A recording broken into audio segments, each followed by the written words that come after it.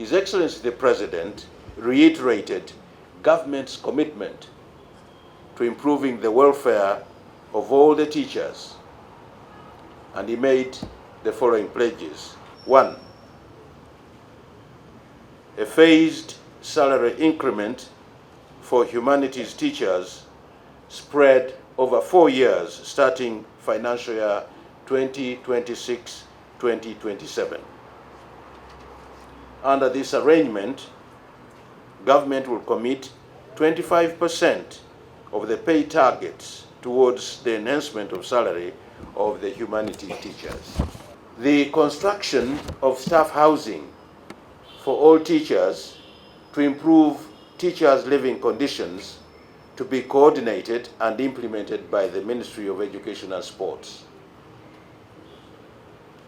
3. Studying the possibility of providing free education for deserving children of teachers in a government post-secondary institution. And 4. A financial contribution to the Humanities Teachers Circle. 5. To explore the possibility of reducing pay-as-you-earn for civil servants to enhance their take-home salary. Download the app on App Store or Google Play Store now.